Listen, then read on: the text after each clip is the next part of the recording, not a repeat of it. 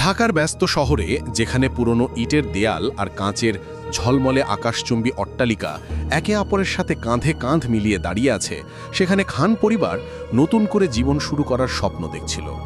৩ সদস্যের এই পরিবার, আসিফ সাহেব, তার স্ত্রী নীরা এবং তাদের ৮ বছরের মেয়ে রিয়া, শহরের কোলাহল থেকে কিছুটা দূরে একটি আধুনিক অ্যাপার্টমেন্ট বিল্ডিংয়ের ৮ম তলায় একটি নতুন ফ্ল্যাটে উঠেছিল।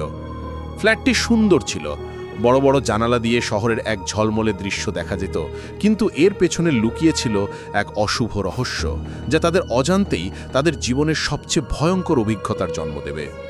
প্রথম কয়েকটা দিন বেশ শান্তিতেই কাটল। রিয়া তার নতুন ঘরে খেলছিল, নীরা রান্নাঘরে ব্যস্ত থাকত, আর আসিফ সাহেব তার অফিস সামলাতেন। কিন্তু প্রথম সপ্তাহের শেষে যখন সন্ধ্যা গভীর হতে শুরু করল এবং শহরের আলো কমে আসতে লাগল, তখন থেকেই অদ্ভুত ঘটনা ঘটতে শুরু করল।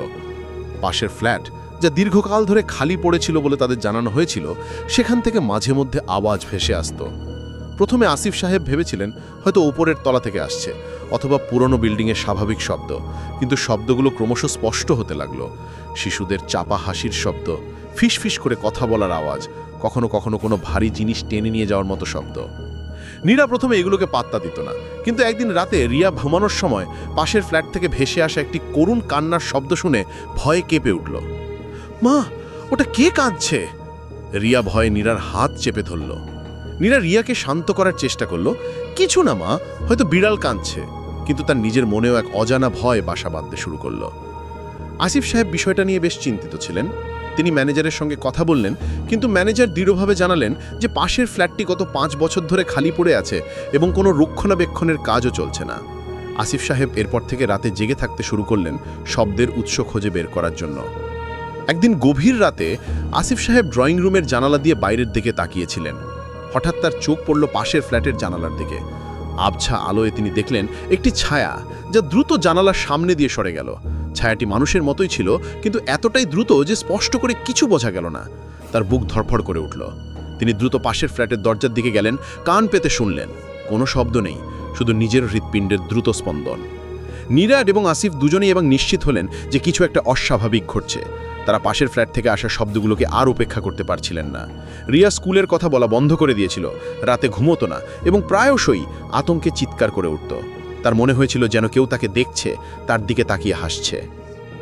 এক রাতে যখন সবাই গভীর ঘুমে আচ্ছন্ন, তখন পাশের ফ্ল্যাট থেকে এক তীব্র গোঙানির শব্দ ভেসে এলো। শব্দটা এতটাই ভয়ঙ্কর ছিল যে আসিফ আর নীরা দুজনেই বিছানা থেকে লাফ দিয়ে উঠলেন। তারা রিয়ার ঘরে ছুটে গেল। রিয়া তখন কাঁপছে, বিছানার এক কোণে গুটিয়ে বসে আছে, তার চোখের জল গাল বেয়ে নামছে।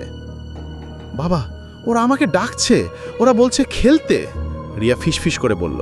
তার গলা ভয় কাঁপে কাঁপে। আসিফ সাহেবের মনে হলো এবার কিছু একটা করতেই হবে। পরের দিন সকালে তিনি কিছু প্রতিবেশীর সঙ্গে কথা বললেন, কিন্তু কেউই এই বিষয়ে কিছু বলতে পারলেন না।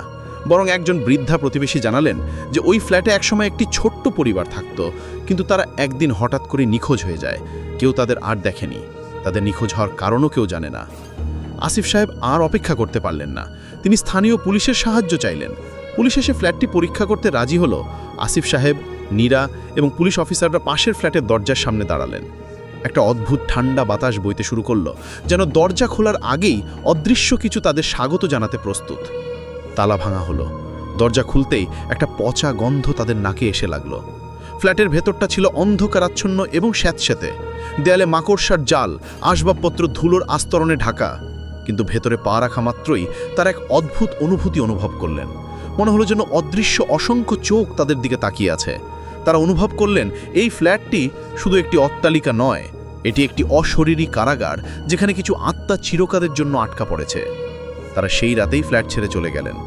ঢাকার সেই অ্যাপার্টমেন্ট বিল্ডিংয়ের কথা তারা আর কখনোই মুখে আনেননি। সেই অশরীরী প্রতিধ্বনি আর জানালার ওপারে দেখা ছায়া তাদের জীবনের সবচেয়ে ভয়ঙ্কর স্মৃতি হয়ে রয়ে গেল। তারা বুঝেছিলেন কিছু রহস্যের সমাধান করা সম্ভব নয়, কেবল তা থেকে পালিয়ে বাঁচা যায়।